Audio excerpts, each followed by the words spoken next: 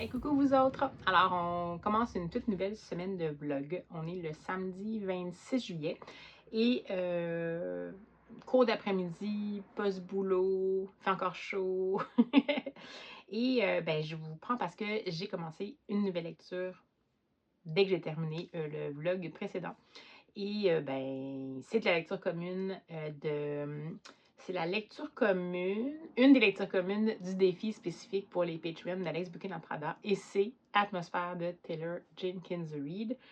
J'ai jamais lu de Taylor Jenkins Reid, je sais, genre unpopular opinion, mais j'ai toujours trouvé que les gens étaient tellement enthousiastes par rapport à cette autrice-là qu'on dirait que ça me mettait des freins. Là, celui-là, ça se passe pendant le moment où il y a eu le développement des explorations spatiales par la NASA, donc après les premiers pas sur la Lune, quand il y a eu le programme de navette. Et ça, c'est quelque chose qui me fascine vraiment. Donc là, je me suis dit, c'est le moment, vas-y, lance-toi. Il y a eu des critiques dithyrambiques. Il y a dans les booktubers que je suis, puis absolument sur qui je me fie pour avoir un peu l'opinion par rapport à des livres que j'aimerais lire. Il y en a juste une sur toutes qui a moins apprécié. Les autres, moi, ça a été des coups de cœur, donc je me suis dit, je vais l'essayer. C'est quand même d'emblée annoncé comme une histoire d'amour, donc, mais je suis pas sûre que c'est une romance. Mais je crois que c'est une histoire d'amour. Pour moi, c'est différent. Puis, je vais le résumer dès maintenant. Lever les yeux vers les étoiles, c'est la raison d'être de John Goodwin depuis l'enfance. Aussi, à défaut de pouvoir les approcher, dans un monde où le métier d'astronaute est réservé aux hommes, elle est devenue astronome. Mais le jour où elle apprend que la NASA recrute des scientifiques, consciente des sacrifices qui s'annoncent, elle saisit sa chance. Elle aussi, elle ira dans l'espace. Animée par la passion et un amour dont on aurait pu concevoir l'existence, elle poursuit inlassablement son rêve. Ce matin de décembre 1984, quand Joan arrive au centre de contrôle à Houston, elle s'attend à vivre une journée comme les autres. Elle n'est ni anxieuse, ni terrifiée, ni dévastée. Pour quand, quelques heures plus tard, l'incident qui survient dans la navette spatiale fait basculer le destin des astronautes à bord, comme celui de Joan resté sur Terre. Ça n'en prenait pas plus pour moi. Et dans le fond, ça commence par la scène du début de la catastrophe qui va se passer, donc qui évoque ici en décembre 1984. Puis ensuite, on va revenir vraiment en arrière. Donc, 7 ans avant, quand elle avait commencé à avoir un peu envie d'essayer de devenir astronaute, et éventuellement, lorsqu'elle va finalement avoir l'opportunité de faire des essais, donc devenir candidate astronaute pendant un an, donc à l'été 1980. Donc, jusqu'à maintenant, j'aime beaucoup la plume. C'est très bien écrit. On a quand même... on sent dès le départ qu'il va y avoir une passion. On n'est pas dans les ornières habituelles. J'aime beaucoup jusqu'à maintenant. Donc, je ne veux pas trop en dire pour pas trop porter la poisse, comme on dit. Mais jusqu'à maintenant, ça va. Je l'écoute en anglais. Je l'écoute en anglais en livre audio parce que j'y avais accès. J'ai même malheureusement ni accès à une version papier française, numérique française ou papier anglaise, numérique anglaise. Donc, ça va être en audio, c'est comme ça. Alors, c'est ainsi que ma semaine de vlog va commencer. C'est ma dernière semaine avant ma semaine de vacances, donc je ne sais pas comment ça va ressembler. Je ne sais pas si je vais avoir beaucoup de temps pour lire, mais bon, j'avais envie quand même de lancer ça sans trop tarder, avec mon chat ici que vous voyez, dont vous voyez un peu les oreilles. Alors voilà, sans tambour ni trompette. Allez, on va se lancer le tout.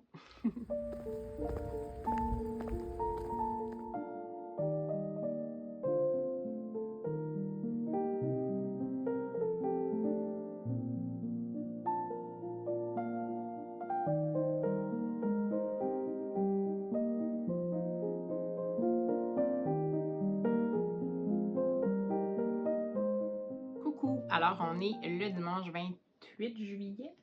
28 juillet. Et ben, je vous prends parce que je suis allée chercher ce matin un livre que j'avais complètement oublié, que j'avais demandé à une bibliothèque des villages, dans le fond, qui était un livre qui faisait venir d'une autre bibliothèque du réseau. Et c'est celui-ci. J'étais surprise quand j'ai vu ça. J'étais là, mon Dieu, j'ai commandé ça, mais ça doit, j'ai dû le voir passer quelque part, puis je voulais absolument l'avoir. Mon genre. Donc, c'est Le Collier du Géant de Michael Morpurgo, illustré par Briony May Smith, que j'avais ben, pas découvert, j'avais déjà lu, j'avais déjà vu avant son travail d'illustration, mais particulièrement dans ce qui avait été proposé sur les enfants Brontë, il me semble. Je mettrai la vignette quelque part. Et ben ça, c'est les collections chez Gallimard Jeunesse que j'aime beaucoup. Michael Morpurgo, qui est un auteur que j'aime beaucoup. Je l'aurais bien aimé l'avoir en langue originale, mais là, j'y avais accès seulement en français, puis j'aime ces formats-là. C'est des romans illustrés, absolument, c'est ce format-là ici. Souvent, c'est considéré comme des romans jeunesse, mais les sujets abordés sont parfois, en fait, la plupart du temps, assez intenses. Il y a aussi des doubles pages des fois. Vous voyez un peu le super travail de Briony May Smith. Et je vais aller la quatrième de couverture. C'est le dernier jour des vacances et Cherry décide de chercher d'autres coquillages pour compléter son collier. Elle est déterminée, ce sera le plus long collier jamais fait. Un collier de géant. Mais bientôt, les nuages se font plus sombres. La mer se transforme en monstre gris et Cherry est coupée du rivage. Le seul moyen de s'échapper est de traverser une ancienne mine derrière les rochers où elle va croiser la route d'un mystérieux fantôme. Donc voilà. Donc j'ai bien hâte de voir où va nous amener l'imaginaire de Michael Morpurgo. Très très hâte. Donc c'est fun parce que c'est comme quand on fait une précommande d'un livre en librairie puis que finalement il arrive qu'on avait oublié qu'on l'avait précommandé parce que j'ai toujours la tête pleine de livres. Donc voilà. Aussi, je voulais vous dire que, ben, premièrement, je continue à lire à écouter Atmosphère de Taylor Jenkins Reid, puis c'est vraiment excellent, mais je crois que, je sais pas si ça me ferait cet effet-là pour tous les Taylor Jenkins Reid. Je pense que, Taylor Jenkins Reid, pardon. Je pense que ça me prend un sujet qui m'interpelle. Donc, c'est sûr que là, c'est un sujet qui m'interpelle. Vraiment, femme astronaute, après la course vers la Lune, mais au moment où il développait les navettes spatiales. Et tout ça sur fond d'histoire d'amour et non pas de romance. Mais en fait, là, je sais pas. C'est pas clair si c'est une histoire d'amour ou d'amitié plus, mais l'histoire d'un lien, disons. Donc, j'avais peur que ce soit comme un peu trop. Si ça avait été trop romance. Là, en même temps, c'est comme une histoire qui, à la fois, pour le moment, arrive à bien doser qu'est-ce qui est historiquement inspiré. Donc, vraiment, le contexte de la NASA, l'absence de la place des femmes là-dedans, la compétition entre les candidats astronautes, un peu le côté, la perception de la société par rapport aux astronautes à ce moment-là, toutes sortes d'autres trucs. Évidemment, les personnages sont bien développés. Et le côté lien humain. C'est ça, en fait, pour moi, je considère qui est une force, parce qu'on n'est pas vraiment dans la romance. C'est-à-dire que il y a des répliques, des fois des échanges entre les gens qui peuvent paraître un peu cheesy, sauf que ça a l'air senti. Donc, pour moi, c'est pas cheesy, superficiel. Ça a pas l'air d'être collé là juste pour qu'on fasse ah, c'est collé là. C'est mis là parce que c'est tout à fait plausible que le personnage dise ça. J'aime vraiment beaucoup pour le moment. Vraiment, vraiment, vraiment. C'est terrible parce que le parallèle, ça va être que finalement, on a à la fois ce qui se passe en 1984, donc la tragédie qu'on voit arriver dès le départ, et le 4 ans avant, donc tout ce qui va mener à ça. Donc, on sait en partie jusqu'où ça va nous mener, mais on ne sait pas exactement la résolution de ce qui se passe en 1984, mais on se doute que ça ne va pas. En tout cas, bref, on ne sait pas trop. Puis, on recule, puis on va voir toutes les personnes qui sont directement ou indirectement liées à cette situation-là.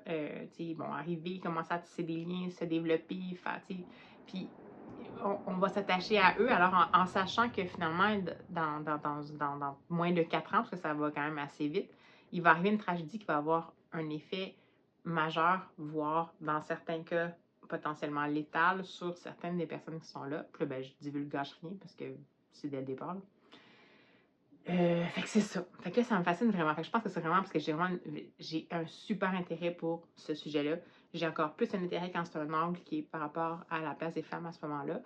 Puis c'est pas non plus en mode militant. Il y a un peu de ça, mais c'est pas non plus genre lourdement souligné. Là, pour ceux qui seraient frileux des allusions féministes, c'est pas lourdement souligné, mais c'est là. C'est surtout des personnages qu'on aime vraiment. Bon, ok, j'aime pas tant la sœur de Julie. Julie? Ça, c'est nom? Julie? Pas tout. John. Donc, je me mélange. La sœur de John, mais bon, c'est comme ça. Je pense qu'elle est faite pour qu'on l'aime pas tant. Mais tu sais, il y a aussi une relation tante-nièce avec la nièce de John, Frances. Et tout ça, c'est super précieux. Fait qu'à date, j'aime vraiment beaucoup, mais je vais pas jinxer, fait que j'en dirai pas plus. J'espère que ça va se maintenir. Puis je voulais vous dire qu'en fait, j'en avais parlé, je pense, au début du mois quand ça avait commencé, donc c'est sûr que c'est il y a quelques vlogs, mais j'ai quand même décidé d'écouter aussi en version audio. Là, ça, c'est officiellement une romance de l'été. Donc, ben, le roman de l'été ou la romance épistolaire de l'été de Sophie Chemin qui a proposé quelque chose qui ressemble à un calendrier de l'Avent, mais pour le mois de juillet. Donc, un chapitre par jour pendant 31 jours. Et ça s'intitule, sans vraiment d'originalité, 31 jours pour t'aimer. Bon, j'ai hésité parce que ça me paraissait un peu gnangnan. Et, mais bon, je me suis dit, pourquoi pas, il était sur Next Story, je vais dire, je me suis dit, j'allais l'écouter. J'ai failli, à l'époque, j'en aurais acheté, là, je ne l'ai pas acheté, je me suis dit, je vais l'écouter. Si vraiment je commence subjuguée, je l'achèterai. Mais je suis contente maintenant de ne pas l'avoir acheté. Mais jusqu'à maintenant, quand ça a commencé, je trouvais ça, comment je vous l'ai présenté, puis je pense que c'est ouvertement ça, mais je sais pas si c'est si ouvertement que ça. Fait que c'est pour ça que ça m'énerve un peu, parce que moi, je fais partie d'une génération qui comprend exactement la référence qui est faite. Donc, c'est ouvertement une espèce de réécriture ou un hommage un peu au principe de la romance épistolaire à la You've Got Mail. Donc, vous avez un message, le fameux film qui mettait en vedette Meg Ryan à l'époque et Tom Hanks, qui est en fait l'histoire de deux personnes qui travaillent dans le milieu du livre, qui, dans la réalité, sont des personnes que tout oppose parce qu'ils ont des business qui sont en compétition, mais qui vont se rencontrer anonymement dans un forum sur Internet et qui vont commencer à s'écrire et qui vont commencer à développer un lien, alors qu'en parallèle, dans leur vie, tout les oppose, quoique. Bon, ça donne un peu une idée. Et c'est ça qu'on nous propose dans 31 jours pour t'aimer. On va suivre, en fait, je vous le remets là parce que ça fait longtemps que je n'en ai pas parlé. Donc, on suit Julie et ses parents qui arrivent en vacances je pense que c'est Agde, donc un endroit qui est plus propice pour le tourisme estival et tout ça. Ils vont là chaque année. Son ami Maddy va aussi, fait qu'ils se retrouvent là-bas. Puis ça fait 2 ans que Julie n'est pas allée. Julie a 19 ans, je pense. 18 ou 19 ans. Il y a aussi ça, je vous en parlerai. Il y a quelque chose qui me dérange là-dedans, mais c'est pas grave. 18 ou 19 ans. Puis, donc, ça fait 2 ans qu'ils ne sont pas allés parce que la mère de Julie a fait un AVC. Et bien évidemment, elle était très affectée. Puis depuis ce temps-là, elle est paralysée d'un côté, de tout d'un côté du corps. Puis elle est en réadaptation, mais c'est super long. Puis son moral n'est pas bon. Puis elle est super gênée d'aller à l'extérieur. Elle ne veut pas que les gens la voient comme ça. Donc elle s'est comme un peu refermée sur elle-même. Et par conséquent, la famille au complet, donc Julie et son père, se sont refermés aussi un peu sur eux-mêmes. Mais là, cet été-là, ils ont décidé d'aller dans l'endroit où justement ils ont toujours été bien, en espérant que ça puisse peut-être donner un peu comme la possibilité à la mère de Julie d'essayer de sortir de sa coquille pour juste essayer de profiter de l'existence, même si la formule, le jeu de cartes qu'elle a en ce moment, c'est plus le même qu'elle avait avant. Bien vite, on va se rendre compte que Julie évolue dans ce milieu-là avec sa meilleure amie Maddie. Ils vont rencontrer plein de gens et elle va rencontrer entre autres Max, qui est quelqu'un qui se tient avec une des personnes que les filles, Julie et Maddie, ont rencontré lors d'une espèce de concours de volleyball de plage, je sais pas trop quoi, qui s'occupe des activités sur place, et qui est super fin, et Maddie va s'en éprendre, mais dans le fond, c'est un des amis de ce gars-là. Et Max, quand il va arriver, la façon dont Julie va le rencontrer, entre guillemets, c'est qu'elle va l'entendre parler, quand elle est dans les toilettes, elle va l'entendre parler à l'extérieur avec le gars qui s'occupe des activités, puis dire comment il était donc poche puis ridicule, son équipe à elle, puis les autres, au volleyball. Donc, évidemment, ça part un peu mal. Puis, elle va lui en tenir rigueur comme un peu tout le temps. Puis, lui, c'est le genre de personne qui tease un peu, puis qui pousse tout le temps, puis elle va réagir toujours 100%. Donc, ils vont vraiment pas s'aimer au quotidien. Entre-temps, Julie va aller à un café où elle va toujours, puis elle va trouver sur une table une lettre froissée qui a comme été oubliée là. Et elle va comme avoir une impulsion, puis elle va se dire, je pense que je répondrai à cette lettre-là. Parce qu'elle va que... puis bon, c'est ça. Fait qu'elle décide de répondre à la lettre, puis de laisser la lettre, sa lettre à elle, cette réponse-là, à cette lettre-là, alors que c'était pas du tout une lettre qui, a priori, demandait une réponse d'une inconnue comme ça qui est en vacances. Elle va la laisser au café en disant, je la donnerai au barman, puis s'il voit la personne, il redonnera. Et comme ça, va s'instituer une correspondance avec une personne qu'elle ne connaît pas, qui se donne comme pseudo le BG du 34, donc le beau gosse du 34. Et puis, elle se fait appeler Summer Girl. Donc, même ça, c'est des références directes à genre You've Got Mail, qui était Shop Girl, puis NY 72, je sais pas trop, me souviens plus c'est quoi, 52. Donc, bref, peu importe. Fait que ça va être comme ça. Puis là, plus ça va aller, puis plus Julie va développer un lien super intéressant avec le fameux BG du 34. Et plus les choses vont tranquillement évoluer avec Max parce que elle va le voir agir dans des situations où elle s'attend de lui une certaine réponse, puis elle va le voir agir un peu à l'envers de ce qu'elle avait comme préjugé pour lui. Tu sais, c'est aussi orgueil et préjugé, là. Puis comme je vous disais, ce qu'il y avait aussi comme lien par rapport à You've Got Mail, c'est que Julie est obsédée avec Jane Austen, puis dans celui-là, elle est obsédée avec Raison et Sentiment, alors que dans You've Got Mail, c'est orgueil et préjugé. Mais c'est vraiment le même principe. C'est vraiment Elizabeth Bennet et Monsieur Darcy, là. Vraiment comme ça, mais version moderne puis version jeune adulte. Donc, c'est ça. Donc, bref, ça va aller comme ça va évoluer. Puis, éventuellement, ben c'est ça. On va se ramasser avec une situation où nous, comme lecteurs, on sait qui sont les correspondants, mais que les correspondants ne savent pas qui ils sont. Et puis là, on va se dire, mais voyons, ils vont se croiser, tout ça. Puis là, au début, je trouvais quand même que ça faisait pas juste s'inspirer dans le fond de la structure un peu du You've Got Mail. Je trouvais que c'était comme presque, ben c'est correct, là, c'est pas du plagiat du tout, c'est juste comme un hommage, là, mais je veux dire, je trouvais que ça collait vraiment trop. Puis je trouvais aussi que, ben, je sais pas, c'était pas super original. En même temps, plus ça va, puis plus on en apprend sur les personnages principaux, donc Max qui vit avec ses parents, qui a peut-être finalement une situation pas nécessairement évidente, qu'on a compris qu'il y a un gros accident il y a 1 an, puis ça a changé tous ses plans de carrière parce qu'il y a des choses qu'il ne peut plus faire au niveau physique. Il n'est pas handicapé, mais il y a comme des choses, ben, oui, il y a un certain handicap, mais bon, c'est pas, ça n'empêche pas de vivre normalement, mais c'est un sportif, puis des choses qu'il peut plus faire. On va apprendre des choses aussi beaucoup sur la vie de Julie avec sa mère, donc plus ça va aller, puis donc on va approfondir le caractère des personnages, ce qui fait que tranquillement, on finit par s'y attacher et que peu importe si ce qui est autour ou la structure, ça nous semble un peu facile ou un peu à formule, ben on veut quand même savoir qu'est-ce qui va se passer. Puis même si je sais que c'est quelque chose qui est un peu inspiré de Orgueil et Préjugés / You've Got Mail, ben on veut quand même écouter le film, là, fait que c'est correct. C'est juste qu'au début, j'étais arrivée un peu ses freins, puis là, plus ça va, puis plus je trouve que c'est un très bon divertissement.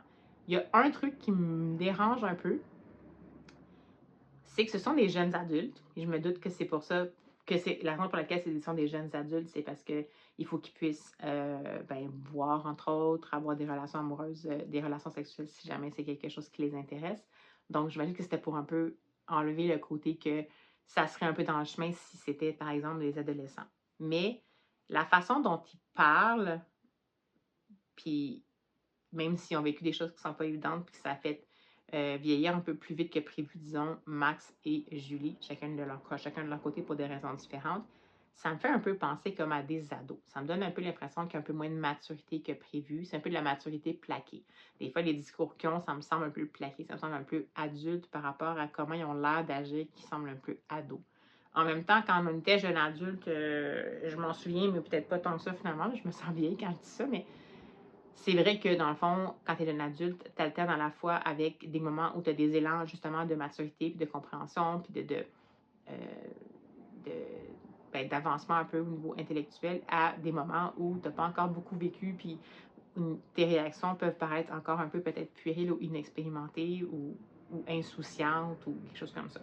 Fait que ça me titille un peu, mais quand même. Fait que je voulais juste vous dire que ça, c'est la lecture que j'ai en cours depuis le début juillet, puis je me suis accrochée à écouter un chapitre par jour. C'est une vraie torture, les un chapitre par jour, surtout que la structure est faite pour que presque à chaque chapitre, on se termine en disant « Oh mon Dieu, qu'est-ce qui va se passer? » Puis là, on est rendu à la journée 28 demain, fait qu'il reste juste 4 chapitres. Puis là, c'est effrayant, là, tout va mal, là, vraiment. Je veux vraiment savoir, ça veut dire d'écouter juste un chapitre par jour. Puis je vous en parle parce que c'est sûr que vous allez avoir l'espèce de point final de ça pendant ce vlog-ci. Donc voilà. Finalement, c'était un plus long segment que prévu, mais bon, c'est pas grave, j'en avais long à vous dire, faut croire. Donc voilà, vous savez tout sur mes lectures en cours, ma nouvelle lecture qui est arrivée de la biblio, puis ben, tout ce qu'il me reste à faire, c'est continuer à lire, puis vous prendre quand je peux. Bonne fête, les gars, bonne fête, les gars, bonne fête, bonne fête, bonne fête, les gars. Gantée sportive avec avec des fesses galbées sans aller une seule fois à la salle du moment que vous mettez le prix. Et on va suivre Harmonie, qui est une femme à tout réussi, mais qui s'est largement endettée en souscrivant à une quantité astronomique d'abonnements pour s'améliorer. C'est les Whisper Weeks, évidemment, ça a été l'une de mes meilleures lectures de l'année dernière, et d'ailleurs je crois qu'il faisait partie de cette vidéo où je disais déjà que c'était l'une de mes meilleures lectures en top 3 depuis le début de l'année. Donc là je l'ai pas mis dans le top 3, mais parce que je l'ai mis dans la meilleure suite, comme ça faisait une place supplémentaire dans le top 3 pour une autre lecture. La petite boutique de sortilège de Sarah Beth Durst, vous savez, on l'a beaucoup vu ce roman circuler. Tout le monde était en mode il est extraordinaire. Moi j'ai vu que des avis dithyrambiques sur ce livre, vraiment. Et puis on m'a promis une cozy fantasy et tout, je me suis dit ça va être génial.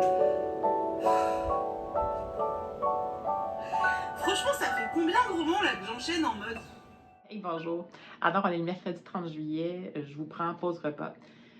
Parce que hier, j'ai terminé d'écouter le livre audio de Taylor Jenkins Reid, donc Atmosphère, puis j'ai écouté quand même en version originale. Et ça a été complètement une claque, ce livre-là. C'est assez impressionnant. J'ai pleuré ma vie. Je pleure pas vraiment souvent. J'ai déjà pleuré devant, par exemple, des films.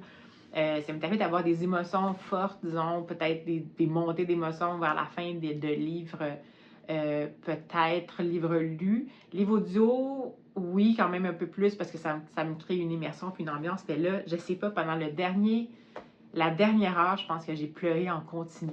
Genre, assez que j'ai inquiété mon copain, puis j'étais comme, mais je vais aller me promener ailleurs. Je me suis achalée ailleurs dans la maison pour pas que ça le stresse.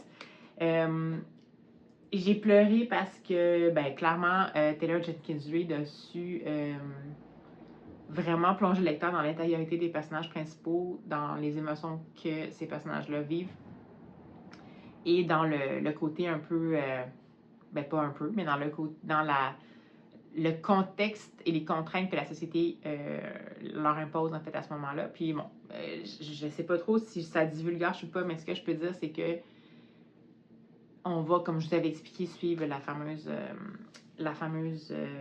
Joan, qui va essayer de devenir astronaute et qui va rencontrer tout plein de monde.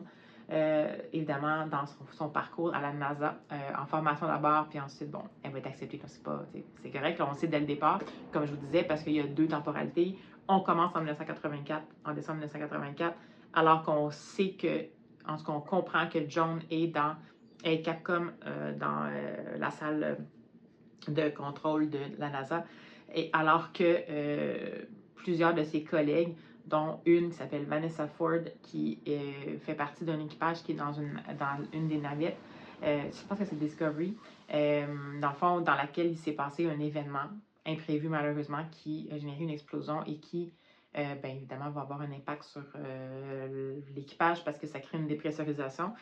Donc, on la voit comme ça. Et on sent dès le départ que entre John, qui est obligé de rester super neutre comme Capcom, donc comme lien de communication entre le directeur de mission puis les astronautes qui sont dans la navette, elle est complètement troublée, donc elle a de la difficulté juste à comme rester neutre.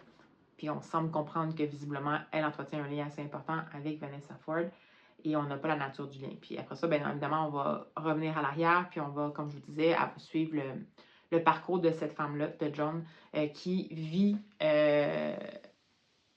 une vie un peu vraiment déjà en dehors des normes, donc dans les années 80.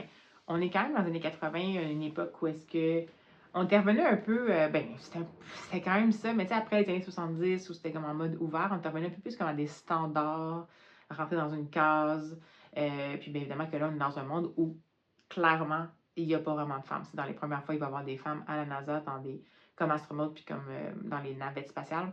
Donc, on est vraiment dans un monde où il y a une genre de répression, pas il y a une genre, mais il y a comme un sexisme, une misogynie, une répression sociale par rapport à ça.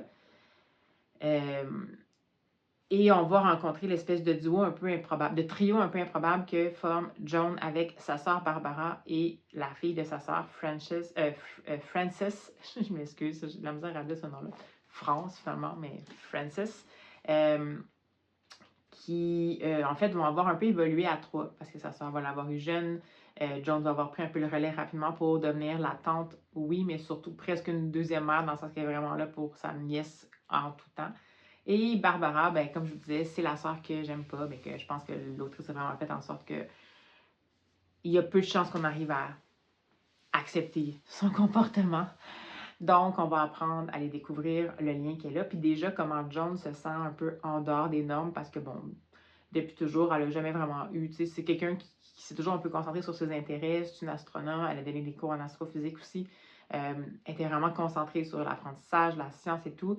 Puis, si l'humain l'intéresse, donc les relations humaines, évidemment la relation avec sa nièce et tout ça, les amitiés, c'est pas quelqu'un qui a nécessairement une vie amoureuse tant que ça, alors que sa sœur est complètement à l'opposé. Mais déjà, Joan se sent comme, tu sais, sa mère, c'est une maman très typique, que dans le fond, elle a certains goûts puis certaines valeurs, mais comme son mari n'a pas les mêmes, ben, elle essaie de s'ajuster pour que ça fonctionne. Elle n'est pas sous emprise, mais tu sais, c'est le principe de, bon, femme soumise et tout ça. Donc, Joan, dès le départ, on comprend qu'elle ne rentre pas dans ces cases-là, mais en même temps, à part se sentir pas adéquate, elle a toujours eu l'impression qu'il fallait qu'elle continue, puis c'est tout. Tu sais, c'est pas comme si pour elle, ça... Elle n'a pas dès le départ une soif de remettre en question la société. Elle est juste comme, je comprends pas, je ne fit pas, dans rien. Puis là, on va la voir évoluer. On va la voir évoluer à travers c'est le moment où elle va soumettre sa candidature à la NASA, le moment où elle va être un an d'apprentissage, les amitiés qu'elle va commencer à faire. Puis c'est quelqu'un qui est très caring, donc c'est quelqu'un qui est très ouverte, elle va aller vers les autres. Même si elle ne s'entend pas avec tout le monde, elle essaie toujours d'être en mode, tu sais, on s'arrange, on est de bonne humeur, on essaie de s'aider. C'est une fille d'équipe. Donc on va la voir aller, puis on voit aussi qu'elle se fait quand même un peu, tu sais, elle aime beaucoup sa nièce, puis disons que ça sort ambitionnant un peu. Donc, on apprend à découvrir son tempérament. Puis on va voir certaines rencontres qui vont être marquantes. Il y a certains astronautes et certaines astronautes qui vont être des rencontres marquantes pour elle, puis on va la voir surtout développer des amitiés. Puis si ça se passe dans un contexte, comme je vous disais, historiquement correct, dans le sens que c'est comme on invente un peu qu'est-ce qui aurait pu se passer à ce moment-là, parce que je pense pas que ce soit des personnages qui ont déjà existé, mais c'est évidemment une évolution spatiale qui a existé. Donc, si c'est historiquement correct, puis si le portrait de la société est important, dans le fond, c'est l'histoire d'un lien. C'est pour ça que ça s'appelle Atmosphere, a Love Story. Puis c'est l'histoire d'un lien. Donc, c'est l'histoire de l'amour en général, finalement. C'est pas une romance, en même temps, c'est une histoire d'amour. En même temps, c'est une histoire d'amour avec un A inclusif, disons, donc qui ne rentre pas dans une case. C'est l'histoire d'une relation particulière entre une tante et sa nièce. C'est l'histoire d'une relation particulière entre des collègues. C'est l'histoire d'un amour entre deux personnes que la société considère qui ne peuvent pas s'aimer. C'est l'histoire d'un amour qui peut tout bousiller dans une institution comme la NASA, qui considère encore, parce qu'à l'époque, on était quand même dans la période où il y avait quand même l'émergence du sida, puis où la perception de tout ce qui était amour homosexuel était vraiment négative, qui a toujours été négative, vous allez me dire, mais en tout cas, c'était particulièrement là. Puis où la NASA avait des politiques de, ben, on considère ça comme une perversion, donc si on détermine que vous rentrez pas dans les cases hétéronormatives, ben, on vous donne pas le security clearance. Fait que vous, tu sais, donc on est vraiment là-dedans. Fait que ce qui est marquant là-dedans, c'est que moi, évidemment, je l'ai dit, c'est le sujet qui m'a intéressé d'emblée. Parce qu'au départ, quand j'ai vu A Love Story, j'ai grincé des dents en me disant « Ah, mon Dieu, c'est juste une romance avec un fond d'espace, de trucs qui se passent dans l'espace, puis d'évolution de la conquête spatiale. » Mais finalement, le dosage est vraiment bien fait. C'est-à-dire que l'accent est clairement mis sur une histoire d'amour, mais c'est ça, en fait. On ne raconte pas des mensonges. C'est l'histoire de la découverte de l'amour pour une personne qui ne pensait pas que l'amour était pour elle. Donc, c'est une histoire qui est, comme je vous dis, très humaine. C'est des liens humains. C'est toujours des histoires de liens qui rentrent dans aucune case. C'est toujours des histoires une histoire d'amour sous toutes les formes dans une société qui constate qu'il y a juste une forme qui fonctionne. Fait que ça m'a vraiment accroché. Puis bien entendu que comme c'est ça, puis que c'est l'histoire d'une histoire d'amour, entre guillemets, ou de plusieurs histoires d'amour, dépendant de quel type d'amour c'est, bien c'est sûr qu'il y a de l'émotion là. Hein? Puis là, vers la fin, c'est quelque chose. Parce qu'évidemment que plus ça va aller, puis des belles choses vont arriver, mais il y a aussi évidemment des gros contre-coups qui vont arriver, des bateaux dans les roues qui vont arriver, puis tout ça mène quand même, le temps passe dans la narration, puis on nous amène tranquillement à 82, 83, puis là, on est rendu en 84, puis là, on sait qu'on approche de décembre 84, que nous, on sait dès le départ, parce que c'est les premiers chapitres, qu'il va y avoir une catastrophe en 84. Donc, on sait déjà qu'est-ce qui va se passer, fait qu'on voit ça arriver, puis je trouve que voyons, comment on dit ça, le parti pris narratif qui a été pris de nous donner le dénouement, une partie du dénouement, comme je vous disais, dès le départ, pour après ça nous dire, maintenant que vous savez que c'est ça, je vais vous apprendre je vais vous proposer de bien apprendre à connaître les personnages, puis à les aimer, puis à vous attacher à eux. Et éventuellement, plus ça va aller, puis plus vous allez vous dire, mais il ne peut pas se passer, qu'est-ce qui va se passer, là? Ils n'ont pas tout dit. Donc, c'est super bien fait pour ça, c'est bien construit. Ce qui est bien construit, c'est clairement la place que l'intériorité des personnages va prendre tout en n'étant pas quelque chose qui est trop introspectif, puis qu'il n'y a pas rien qui se passe, puis qu'on n'a pas l'impression que l'intrigue avance, puis jusqu'à peut-être la dernière demi-heure d'écoute, donc j'imagine peut-être les dernières 20 pages, c'est pas larmoyant, c'est pas dégoulinant de clichés, c'est comme je vous dis, c'est un bouquet d'émotions super intenses, mais qui sont crédibles. Leur intensité est crédible parce que c'est vécu par des gens qui n'ont pas le droit de vivre ces émotions-là. Donc, quand ils vivent à 850 000 % parce qu'ils ne savent pas s'ils vont pouvoir encore les vivre dans la seconde qui va suivre. Et bien évidemment que ça crée une grosse intensité, dans le fond, nécessairement pour le lecteur parce qu'on est plongé là-dedans. C'est juste que vers la fin, c'est seulement la fin qui a fait en sorte que j'ai pas pu vous dire que j'ai eu un coup de cœur ou un coup de foudre. C'est un livre claque. Pour moi, ça m'a emporté. J'ai eu un coup de cœur pour les émotions, pour les personnages, puis pour tout ce qui est proposé. C'est juste que la toute petite chose, la fin, c'est une fin qu'on peut apprécier comme lecteur. Mais là, je trouve que vers la fin, on est tombé un peu trop dans l'excès, puis peut-être plus le cliché un peu dégoulinant de voix empruntée relativement plus facile, ou pas cliché, mais quand même. Donc, ça m'a un peu dérangé vers la fin, mais tu sais, je pleurais pareil, là. Fait que cette autre histoire, en tout cas, cette plume-là, dans ce contexte-là, moi, ça fonctionnait vraiment bien. Est-ce que je vais lire d'autres Taylor Jenkins Reid? Je ne sais pas, ça va vraiment dépendre si ça m'intéresse ou pas. Comme les autres livres, j'ai lu les résumés qu'elle a faits, puis ça m'intéressait moins. Fait que je ne sais pas si je vais en lire d'autres, sauf si vraiment le sujet qui est autour de tout ça m'intéresse. Parce que j'ai peur de détruire ma perception que j'ai là, que je considère comme une autrice qui est très solide. Je ne savais pas du tout à quoi m'attendre pour cette plume-là. J'avais, comme je vous disais, entendu tellement de perceptions différentes, de plein de gens qui l'ont lu, puis des gens qui n'ont pas nécessairement, qui semblent pas être nécessairement des lecteurs typiques ou des lectrices typiques de ce que je pensais que proposait Taylor Jenkins Reid. Finalement, je me rends compte qu'à mon avis, ça doit quand même bouger beaucoup. Comme, tu sais, elle était connue au départ par Daisy Jones and the Six, puis les 7 maris d'Evelyn Hugo. Même si les 7 maris d'Evelyn Hugo, c'est quelque chose que potentiellement j'aurais pu aimer, je pense que là, à la longue, j'ai tellement fini par comprendre qu'est-ce qui se passe que j'aurais peut-être pas assez d'intérêt ou parce que dans le fond, on voit un peu la révélation, mais peut-être que je le lirais quand même, peut-être celui-là. Puis sinon, peut-être Daisy Jones and the Six, pour la proposition narrative, la stylistique, ce qui a été proposé, que c'est vraiment une forme qui est originale puis qui est atypique. Fait que peut-être que ceux-là, éventuellement, je les lirais. Mais pour le moment, je resterai vraiment avec ceux-là. Est-ce que je le conseillerais? Absolument. Est-ce que je le conseillerais comme... Mais tu sais, c'est comme... Je sais pas comment dire. C'est pas une romance pour moi. C'est un roman sur l'amour, pas un roman d'amour. Je sais pas comment l'expliquer. Je sais pas comment je présenterais ça. Mais c'est sûr que le lien humain, les relations humaines, l'amour, une certaine part de conscience d'un contexte social qui était contraignant. Pour moi, je trouve que c'est ça qui a le plus la place. Après, que ce soit dans un contexte où on est vraiment avec une institution, la NASA, la conquête de l'espace, c'est intéressant. Ça reste quand même beaucoup en arrière-plan, mais on sent que l'autrice a fait des recherches quand même. Il y a vraiment des données qui sont là, sans que ce soit trop technique. Il y a des choses vraiment qu'elle nous met. Donc, c'est intéressant. On voit qu'elle n'a pas juste choisi ça parce que ça va faire sexy. Absolument pas. Elle a choisi ça parce que, dans le fond, c'est complètement probable que les personnages qu'elle a mis de l'avant se retrouvent dans ce monde-là. C'est quelque chose qui est complètement cohérent avec les souhaits de ces personnages-là. Donc, elle a fait la recherche qui s'imposait. Puis pour nous autres, ça fonctionne. Pour moi, tout a fonctionné ici. Je trouvais vraiment que les personnages sont vraiment crédibles. Fait que c'est ça qui fait que que finalement on croit à ce qu'il dit, puis c'est ce qui fait qu'on n'a peut-être pas l'impression justement que même si leurs paroles sont intenses, ben que c'est pas non plus dans le dégoulinant de clichés. Alors voilà, avant de me répéter encore je vais juste vous dire que j'ai terminé ce livre-là et que j'ai essayé de me choisir une nouvelle lecture pendant vraiment plusieurs moments hier. J'ai commencé une lecture qui était de Annie Jacobson, qui s'appelle Guerre nucléaire, qui est je pense que c'est une journaliste américaine.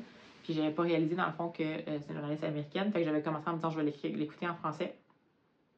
Mais la version traduite, ça se passe vraiment dans un contexte, c'est comme scientifique, mais en même temps, je sais pas si j'ai pas accroché avec la narration, puis c'était trop États-Unis pour que j'accepte qu'il y ait peut-être des traductions qui sont un petit peu moins appropriées, parce qu'on peut être resté dans les référents qui sont vraiment français alors que ça se passe dans un contexte américain. Donc j'ai un peu laissé tomber, en même temps, ça me déprimait un peu aussi, parce que c'est vraiment un contexte où Annie Jacobson explique pas à pas qu'est-ce qui arriverait s'il y avait une guerre nucléaire, donc une bombe nucléaire qui serait potentiellement lancée sur Washington, donc pour détruire la Maison-Blanche, puis qu'est-ce qui s'en suivrait. Puis ça, c'est quelque chose qui me terrifie à la fois et me fascine, donc je me disais, ça pourrait être intéressant. Mais là, j'ai commencé, puis j'embarquais pas. Là, après ça, j'ai commencé un livre que j'ai d'Agatha Christie ici, qui est un de ses récits autobiographiques, qui est Come Tell Me How You Live, ou quelque chose comme ça. Puis en fait, c'est un récit de ses explorations quand elle était avec Max Mallowan, donc quand elle est allée aider dans les sites archéologiques. Puis c'est intéressant, c'est la plume d'Agatha Christie que j'aimais beaucoup dans son autobiographie, mais là, c'est sûr que c'est plus tardivement dans sa vie. Puis je pense qu'il vieillit moins bien parce que en tout cas, jusqu'à maintenant, on a beaucoup de place sur la perception assez xénophobe / raciste de l'Agatha Christie de cette époque-là, à ce moment-là, par rapport aux gens du Moyen-Orient. Autant elle aimait le pays, autant même son mari, c'était vraiment très conquête britannique, intolérance envers les étrangers de cette époque-là. Mais on dirait que c'était vraiment intense. Fait que là, je l'ai commencé, j'ai écouté 1 heure, puis j'étais là, j'arrive pas à passer par-dessus. Puis pourtant, habituellement, je suis capable de mettre ça en contexte, mais là, j'arrivais pas à passer par-dessus, puis j'étais comme, oh, je pensais que je suis pas capable. Fait que là, j'ai laissé de côté, puis là, je sais plus qu'est-ce que je vais lire. Fait que je vais vous montrer si jamais, je vais penser peut-être faire, parce que dans le fond, je me rends compte que la lecture que je viens de terminer, plus ma lecture en cours, qui est une espèce de romance épistolaire qui va se terminer demain. Je vais pouvoir en parler demain. Dans le fond, c'était un vlog sur l'amour sous toutes ses formes. Donc, je me suis dit, donc peut-être que je pourrais faire quelque chose, mais je ne vais pas être dans une romance nécessairement. Puis, il y a un livre que je voulais lire depuis longtemps qui est comme le préquel de Sous les étoiles de Bloomstone Manor de Mary Orchard chez Casterman. Et je pense que c'est la première rose de Bloomstone Manor, quelque chose comme ça. C'est un préquel, puis c'est intéressant parce que on va suivre un des personnages principaux du premier roman, du premier tome, qui a créé un lieu particulier, puis je ne vais pas vous divulgacher rien, et on comprend comment ça se fait dans ce deuxième tome, mais qui est en fait un préquel, on comprend comment ça se fait que ce lieu-là a existé, puis comment lui a vécu, qui il était dans une Angleterre qui ne permettait pas justement à comment il était de s'exprimer. Donc, il y a quand même un peu un lien avec l'amour aussi, puis c'est des amours qui rentrent dans des cases, donc je trouve ça intéressant peut-être. Je sais, peut-être que je pourrais le faire, mais j'ai accès à aucune version numérique, puis aucune version audio. Il n'y en a pas d'audio qui a été fait de toute façon, mais aucune version numérique ici au Canada, au Québec. Et c'est juste en France, donc j'ai même pas accès à... Fait que là, je sais pas qu'est-ce que je vais faire, parce que dans le fond, j'ai encore des transports à faire, puis je sais pas si j'ai assez de temps pour le lire en papier, mais bon, je sais pas. Bref. Je vais vous en parler quand je vais être plus au courant de ce que je pense lire. Puis sinon, on se reparle un peu de toute façon. Pour vous, ça va être dans quelques secondes, mais moi, j'admets que là, je suis un peu dépassée. Je pense que je suis encore sur aussi la fin du Taylor Jenkins Reid, qui ne m'a pas laissé indemne, donc je n'ai pas non plus tant envie de changer ce mood-là, même si c'est un mood qui m'a complètement détruite. Non, c'est pas vrai. Ça m'a pas détruite, mais en même temps, c'est tellement juste comme situation humaine vécue, potentiellement vécue, là, fictive, mais qui est probable et tout ça, qu'on ne peut pas vraiment rester indifférent par rapport à ça. Donc, c'est ce que je veux dire, là, j'ai comme été une éponge, puis j'ai vécu ça avec eux autres. Voilà, alors sur ces bonnes paroles, je vous dis à tout bientôt.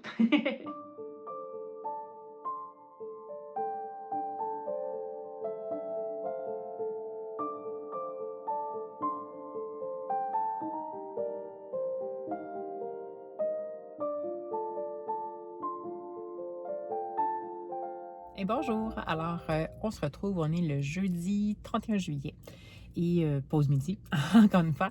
Je vous prends parce que j'ai écouté ce matin la dernière lettre, donc la dernière partie de la romance épistolaire 31 jours pour t'aimer de Sophie Germain. Et OK, j'ai apprécié ma lecture. C'était une lecture agréable, c'était une lecture bienveillante, c'était une lecture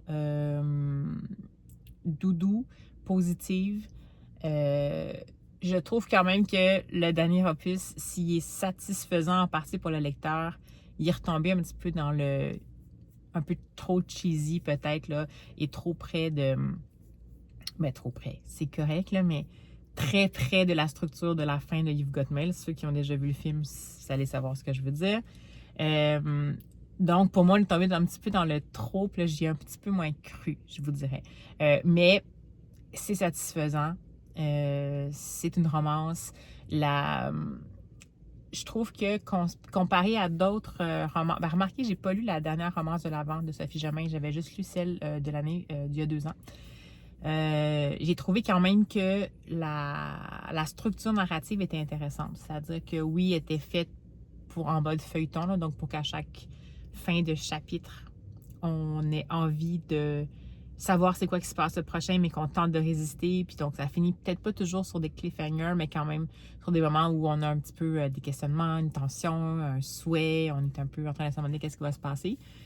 Puis je trouve que la montée de tension, la montée de tension ou d'espérance ou de hâte, elle est très bien dosée. Donc, j'ai trouvé qu'on se rend jusqu'au jour 31, qu'on n'a pas l'impression que tout s'est bousculé vers la fin. On n'a pas l'impression non plus que l'autrice joue avec nous trop. Ben oui, jusqu'à un certain point, mais je veux dire, on n'a pas trop senti la mécanique de la structure. Puis ça, je trouvais que dans la romance de l'Avent d'il y a 2 ans, c'était plus présent en même temps. C'était peut-être sa première romance de l'Avent. Ça doit être vraiment une façon d'écrire qui est différente, là. Donc, j'imagine, je ne suis pas écrivaine. Mais celle-là, pour celle-là, je trouve qu'elle est très bien exécutée. Les personnages sont très attachants. J'ai bien aimé ça. Que ce soit des personnages qui ne sont pas lisses, qui globalement ont quand même vraiment un bon fond, là, qu'on s'entend, on est vraiment... Mais il n'y a absolument pas de red flag dans cette romance-là. C'est une romance, ce qu'elle appelait une romance clean. C'est des... on aborde, en fait,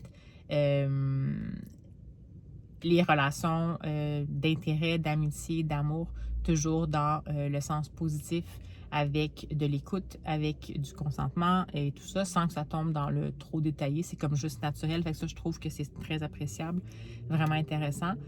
Après, peut-être que je n'étais pas le public exactement cible, je pense. Donc, peut-être que vers la fin, c'était juste un peu trop appuyé pour moi. Donc, j'ai passé un bon moment. C'était une bonne expérience. Je pense que le fait de l'écouter en livre audio, ça m'a bien plu. Ça a ajouté quelque chose. La narration était intéressante. Il y avait un tout petit peu d'effet visuel, mais pas tant que ça. Puis, je pense que ça a contribué au fait que j'ai vraiment eu envie de suivre le tout en mode feuilleton. Donc, si jamais vous ne l'avez pas encore lu, puis que vous êtes de type romance bienveillante, c'est intéressant. Puis, en fait, c'est ça. C'est sûr que c'est une formule typique pour des romances. En fait, une formule de romance qui est un peu enemies to lovers, même si c'est pas vraiment enemies, mais quand même. Puis c'est surtout des correspondants qui savent pas qui ils sont dans la réalité, mais qui se côtoient dans la réalité sans savoir qu'en fait, ils sont des correspondants. Donc ça aussi, c'est une formule en tant que telle. Mais c'est plus une formule de comédie romantique. Donc pour moi, je le perçois vraiment plus comme une comédie romantique de l'été. Donc, en format livre. Donc, si jamais ça vous tente, si vous êtes des fans de You've Got Mail, ça peut le faire. Les personnages sont jeunes, c'est sûr, mais ils sont, c'est ça, 20 ans, je pense, ou 18 ans. 18 ans? Je pense que c'est 18 ou 19 ans, je me souviens plus. Je me souviens plus quel âge ils ont, mais en 18 puis 20 ans, bref, ils s'en vont à l'université, là, donc ça va. Donc, ils ont l'âge du consentement, ils ont l'âge, comme je vous disais, de consommer de l'alcool au besoin, même si il n'y en a pas tant que ça, mais c'est sûr que leur sortie de préférence, ça va être aller à la plage, mais aussi aller prendre un verre et tout ça. Donc, c'est sûr que c'est peut-être plus du jeune adulte quand même. Je m'y suis retrouvée parce qu'on se replonge un peu dans des souvenirs et des envies qu'on a peut-être eues dans le passé, mais finalement, je pense quand même que je ne suis pas exactement le public cible, mais j'ai trouvé que cette romance épistolaire-là, elle était très, très bien exécutée. Donc, les seules choses qui ont fait en sorte que pour moi, c'est pas un coup de cœur en tant que tel. C'est une bonne lecture, j'ai eu une bonne expérience de lecture. Ça sera peut-être pas mémorable, mais je me suis quand même assez attachée au personnage pour me dire, ah, tu sais, j'ai vraiment été, je me suis intéressée à leur existence, je me suis intéressée à leur destin, entre guillemets. Donc, ça vaut la peine. Donc, bonne expérience finalement, alors que je partais vraiment avec, en mode, je suis vraiment en mode hyper vigilance, je suis sûre que j'aimerais pas ça, ça va être trop. Donc, je suis partie vraiment avec un mode négatif. Puis, je termine sur une bonne note. Comme je vous dis, à part peut-être, bon, la fin était pour moi un peu trop appuyée, un peu trop cheesy appuyée, mais étant moi-même une femme de You've Got Mail, c'est pas comme si, tu sais, je savais qu'est-ce qui allait se passer, je me demandais juste de quelle façon ça allait se passer. Puis j'ai bien aimé aussi qu'il y a une certaine profondeur au personnage, dans le sens que l'autrice n'a pas juste, c'est pas des personnages en 2 dimensions, même si on les voit juste le temps de 31 jours, on apprend à les connaître seulement le temps de 31 jours, bien, on arrive à savoir quand même c'est quoi leur existence. De chacun de leur côté, ont quand même une certaine évolution, leur contexte familial ou d'amitié va évoluer aussi, donc c'est quand même intéressant. Là. Il y a eu un bel effort qui a été fait. C'est plus une question de goût de mon côté, mais je trouve que dans celle que j'ai lue, c'est vraiment une qui est le mieux exécutée. Donc, si vous voulez vous lancer, allez-y. Et sinon, j'ai finalement résolu mon dilemme intense de c'est quoi ma prochaine lecture. Parce que là, bon, on est jeudi, techniquement, ça se termine samedi le contenu, mais bon, je tombe tout bientôt en vacances. Pas long, mais ça va être une petite pause intéressante. Donc, je m'étais dit que je peux quand même lire un autre livre en plus. Et là, j'en ai essayé plein, comme je vous disais. Et finalement, je me suis rabattue sur un livre qu'il faut que je lise, en fait, qu'il faut que j'écoute en livre audio, que j'avais reçu par le biais de la plateforme netgalley.fr, donc en service de presse audio. Mais finalement, entre-temps, il est sorti. J'y ai accès sur la plateforme nextory.fr. Faudrait juste que je fasse ma recension parce que, bon, ça fait partie du deal. Puis, je l'avais commencé, ce livre audio-là.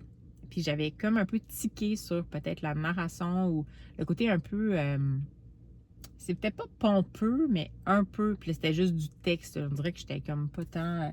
Et je parle ici de, j'ai emprunté finalement en livre papier à ma bibli, donc c'est L'Empire des femmes de Cassandre Lombard. Donc L'Empire des femmes, le tome 1, qui est Sapientia. Et c'est publié chez Didier Jeunesse.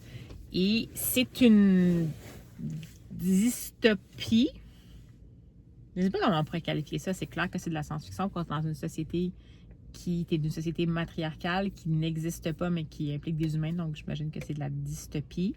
J'ai oublié la 4e de couverture quand même pour vous mettre en contexte, là, mais c'est juste pour vous dire, on est dans une société où tous les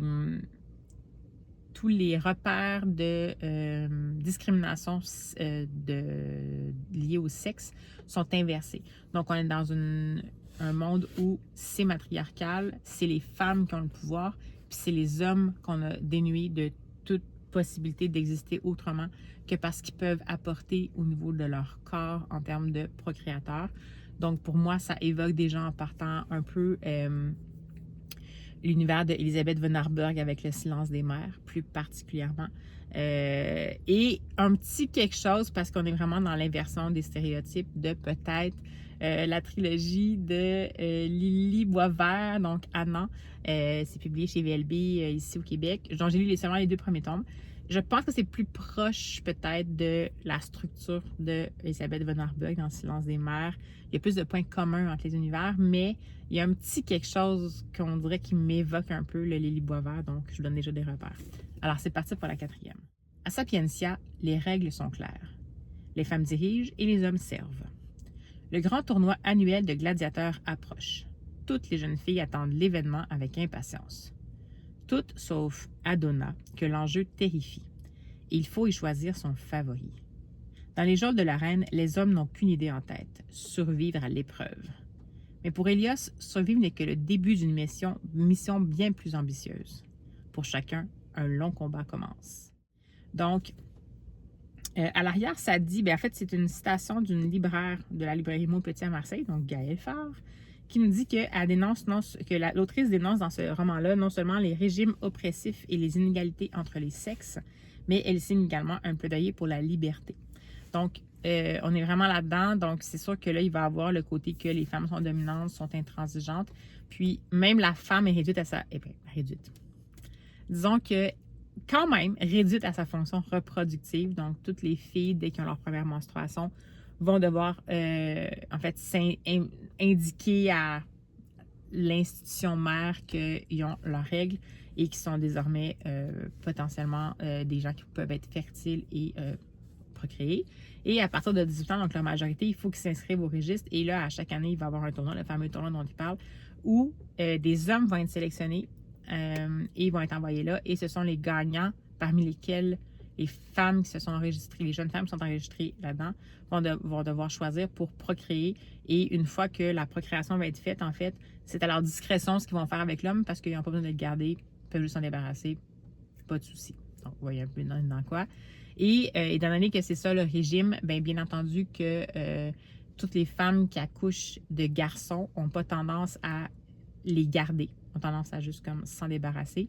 Et il y a une île qui est en face de Sapientia qui s'appelle Ténéros, sur laquelle tous les garçons qui sont rejetés par leur mère parce qu'ils ne sont pas des filles sont envoyés avec un taux de mortalité très élevé. C'est une île où il n'y a pas beaucoup de salubrité, où il n'y a pas beaucoup de ressources. Et à chaque année sur cette île-là, ils font aussi du recrutement justement pour le fameux tournoi. Donc, on va suivre, c'est avec des points de vue différents. On va suivre par moment, je sais pas, on a une carte ici. Voyez-vous, je ne l'avais pas en papier, fait que Sapientia, on a dessus l'île de Ténéros quelque part là-dedans. C'est sûr que Sapientia, ça ressemble, c'est comme on a l'acropole, avec les noms qui sont donnés aussi. Il y a une arène, le Colisée, ça fait vraiment gros référence à une société plus Grèce antique, mais c'est pas nécessairement uniquement ça. Fait qu'on a des points de vue différents, donc avec, disons, on va suivre Adona, dont la petite sœur Sacha est devenue une procréatrice. Puis on a des moments où, je pense que c'est à partir du chapitre 4-5, je pense, où on va avoir Hélios. Ouais. Donc, on va voir aussi le point de vue d'Hélios qui va arriver. Puis je sais même pas où je suis rendue. Ouais, je pense que je suis rendue, c'est à peu près comme la page 60 environ, donc ce que j'ai écouté.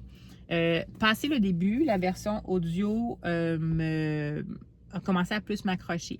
C'est une version audio qui est quand même, je dirais, dynamique mais neutre. Fait penser plus à des versions audio qu'on a des fois au Québec, nous autres ici.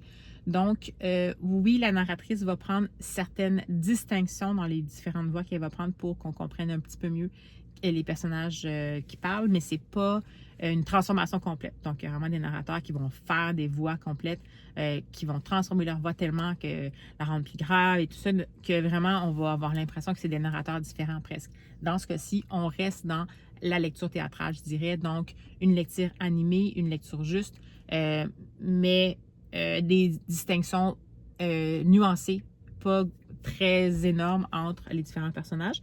Mais bon, là, je me suis un petit peu quand même attachée à certains personnages. Donc, la fameuse Adona, le fameux Hélios, on sent que déjà, il va se passer quelque chose.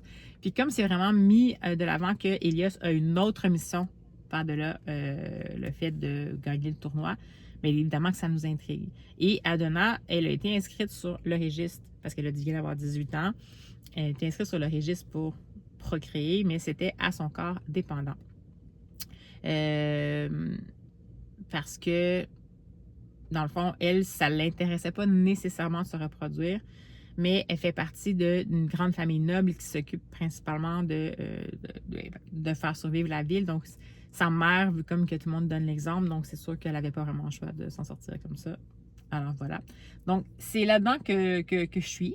Jusqu'à maintenant, comme je vous dis, ça me plaît bien. Puis je ne sais pas si je vais y arriver, mais j'aimerais peut-être ça lire une partie en papier. Je pense que ça va être intéressant. C'est assez aéré comme version. C'est du jeune adulte. Là, donc, puis j'avais découvert chez ce titre-là, ça fait longtemps quand il est sorti en papier, grâce à Le Souffle des mots, qu'elle avait parlé, puis qui aime beaucoup, beaucoup, beaucoup cette autrice-là, mais cette série-là en particulier. Donc, je me suis dit, pourquoi pas? De toute façon, je devais la lire, l'écouter pour en faire une recension. Puis, là, je me suis dit que on va se lancer. Bon, on n'est pas vraiment dans mon idée que j'avais de faire un vlog sur l'amour, parce que je ne suis pas sûre que ça va avoir vraiment un lien, quoique, on ne sait jamais. Mais, on est quand même dans tout ce qui est place de la femme ou place de l'homme, dans ce cas-ci, dans la société. Donc, discrimination de genre. Donc, voilà. Donc, c'est ça. J'arrête de dire donc, puis on se revoit bientôt. Hey, bonjour! Alors, on est le samedi 2 août et je vous retrouve dernière séquence du vlog parce que j'ai terminé finalement le fameux L'emprise des femmes. L'emprise des femmes. C'est pas faux. L'Empire des femmes de Cassandre Lambert, tome 1, donc Sapientia. Et je sais pas trop quoi vous en dire. C'est-à-dire que je suis très mitigée. Quand j'ai écouté après la note de l'autrice, parce que je l'ai écouté en audio, évidemment, et il y avait une note de l'autrice après, qui avait été enregistrée par l'autrice elle-même, qui était une note qui expliquait un peu son processus. Ça a permis de nuancer pour moi ou de peut-être mettre des mots pour moi sur qu'est-ce qui s'était passé. C'est un roman, comme je vous disais, qui mise sur une structure assez volontairement singulière, sur un exercice de style et un exercice d'exploitation de concepts sociaux qui est fait ouvertement. Donc, c'est-à-dire que l'autrice a décidé de, comme je vous expliquais, nous proposer un monde où tous les repères qu'on a dans notre société patriarcale sont inversés, à l'extrême aussi.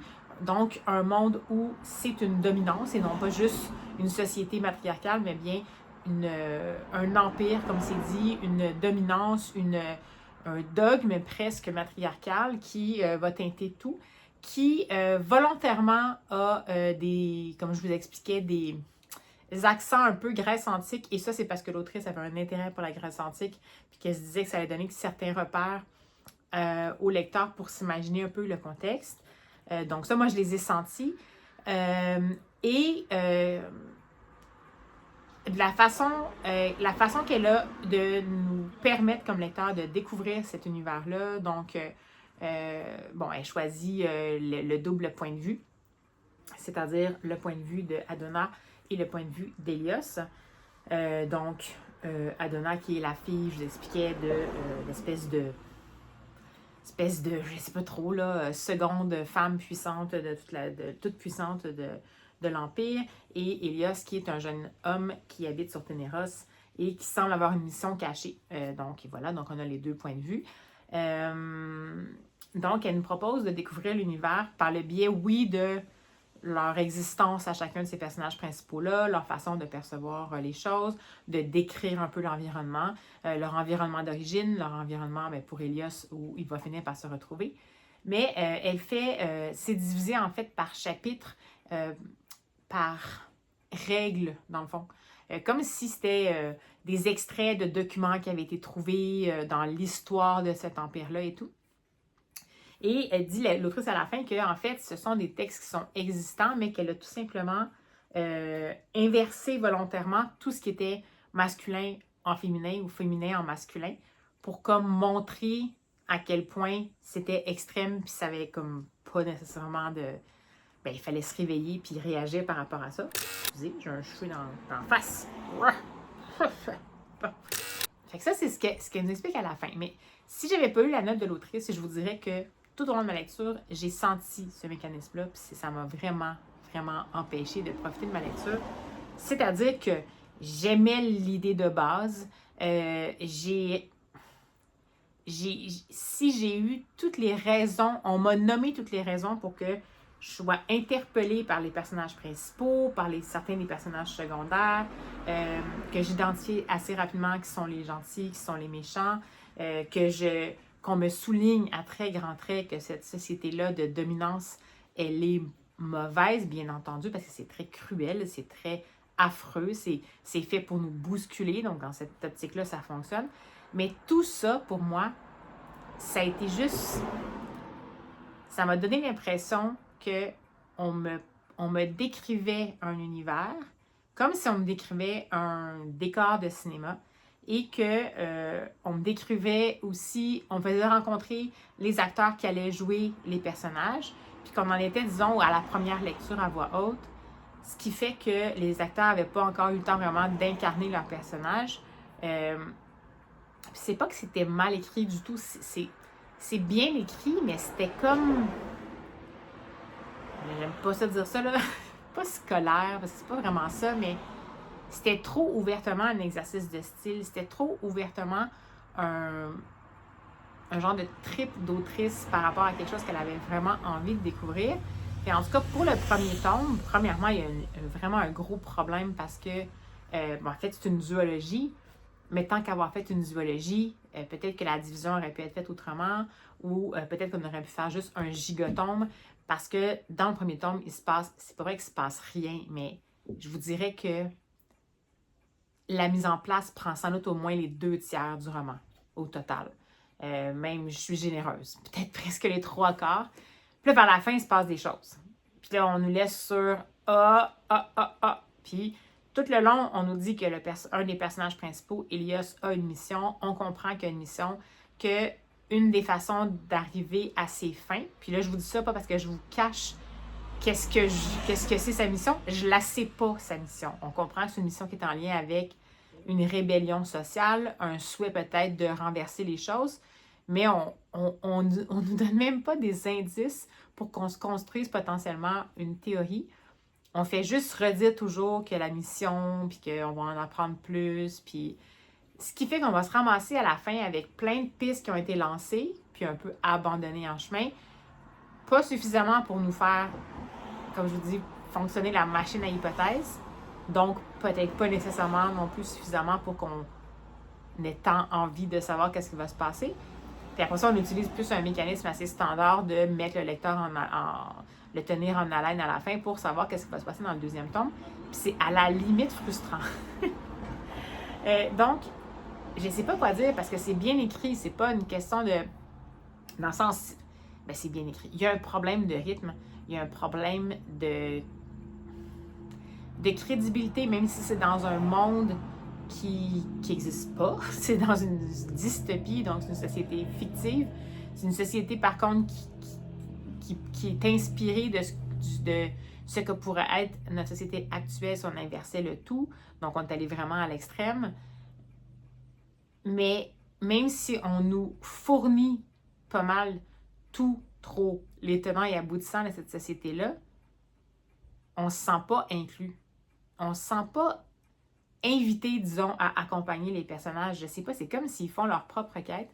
Il y a des moments où j'avais l'impression que c'était comme Antigone, même si c'est pas vraiment ça, parce qu'il y a une grosse relation importante entre Adonna et son frère Adonis, son frère jumeau, qui est un homme qui, malgré tout, comme je vous expliquais, on lui a fourni la possibilité d'avoir une éducation puis de jouer un rôle assez important, le seul qui est possible pour les hommes qui sont nobles dans la société, qui est comme le rôle d'oncle, qui est comme celui qui va s'occuper des enfants et tout.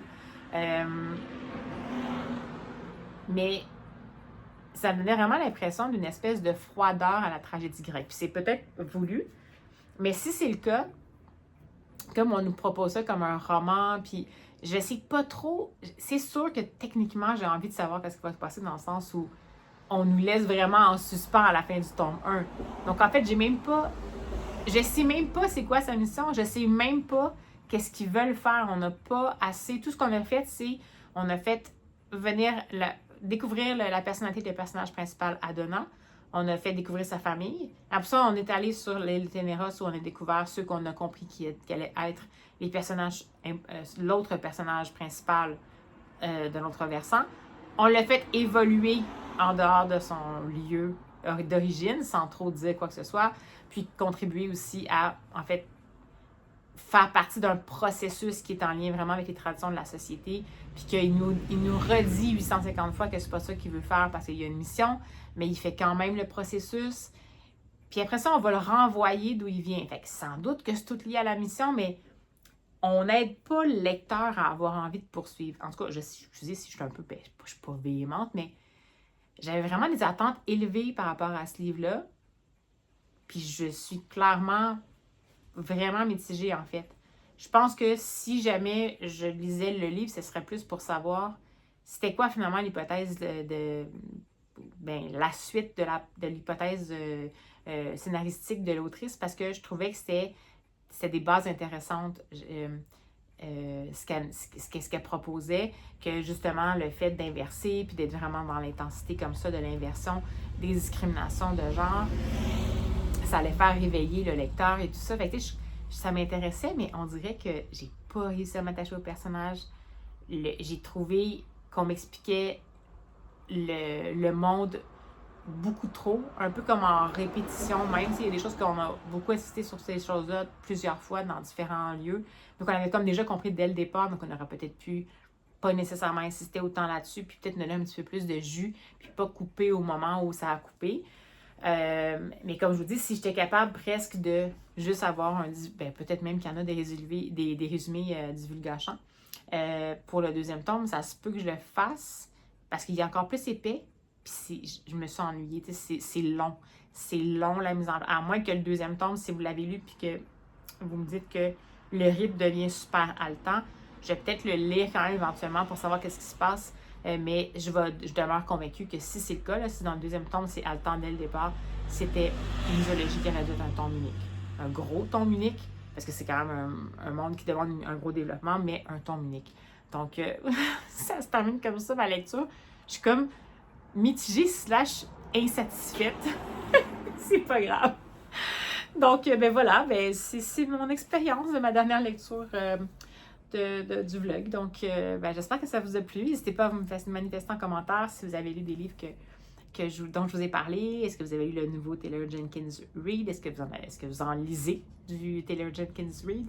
Est-ce que vous avez déjà lu le fameux Cassandre Lambert? Si oui, dites-moi-le si le tome 2 vaut la peine que je lise.